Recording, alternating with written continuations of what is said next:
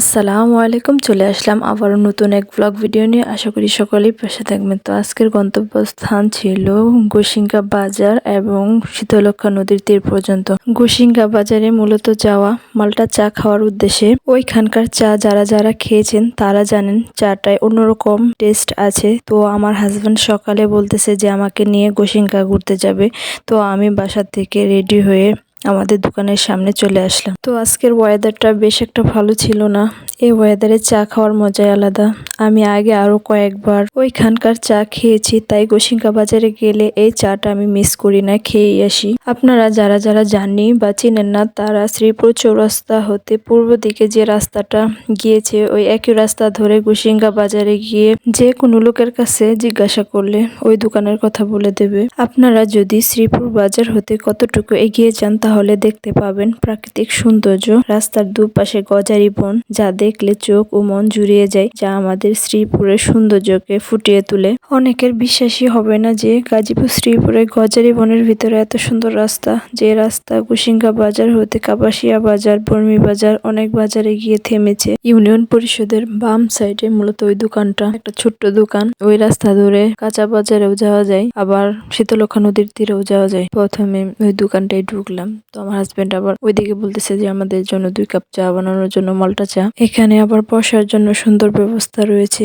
আপনারা ফ্যামিলি নিয়েও আসতে পারেন, আবার একাও আসতে পারেন। ওইদিকে উনি আবার চা বানানো শুরু করে দিয়েছেন। তো আমি দেখতেছিলাম কি করে উনি এই চা বানান। তো উনি প্রথমে দেখলাম আদা কুচি, তারপর মাল্টা, এরপর চিনি দেওয়ার পর এতে চায়ের লিকার দিয়ে দিয়েছেন। চায়ের লিকার দেওয়ার পর এটি ভালো করে মিক্সড করার জন্য একটি কফি মেশিনে স্প্রেস করলো। মাল্টা চায়ের স্বাদটাকে বাড়ানোর জন্য এই স্প্রেস করা। তো এরপর উনি কালো জিরা অ্যাড করলেন। তারপর উনি আমার হাজবেন্ডের হাতে চা দিয়ে দিলেন। আমার হাজবেন্ড ওর জন্য 1 কাপ চা রেখে আমাকে 1 কাপ দিয়ে দিলেন। তৃপ্তি সহকারে চাটা খাওয়ার পর আমার হাজবেন্ড আর আমি নদীর পাড় যাওয়ার জন্য দোকান থেকে বেরিয়ে পড়লাম। তো দোকান থেকে বের হওয়ার পর দেখতে পেলাম কাঁচা বাজার। দেখেন কত সুন্দর টাটকা টাটকা কাঁচা বাজার। তো এইগুলো চর থেকে আসে, একদম টাটকা। তো বিশাল বড় কাঁচা বাজার। তো আপনারা গোসিঙ্গা আসলে অবশ্যই বাজারও করতে পারবেন। তো আমি সোজা রাস্তা দিয়ে নদীর পাড় এগিয়ে গেলাম। তো দূর থেকে নদী দেখা যাচ্ছে।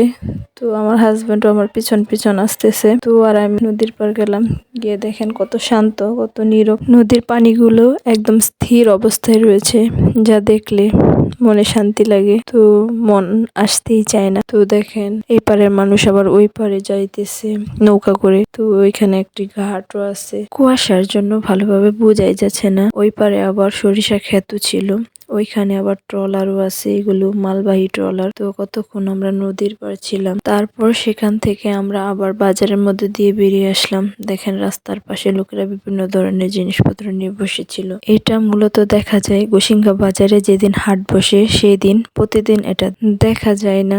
যারা যারা এই মাল্টা চা খেয়েছেন তারা অবশ্যই আমাকে জানাবেন, আর যারা খান নাই তারা গিয়ে খেয়ে আসবেন। আমার ভিডিওটি যদি সকলের কাছে ভালো লাগে থাকে তাহলে অবশ্যই একটি লাইক করে দেবেন এবং বেশি বেশি শেয়ার করে দেবেন। দেখা হবে অন্য কোনো নতুন ভিডিওতে। সে পর্যন্ত সকলেই ভালো থাকবেন। আল্লাহ হাফেজ।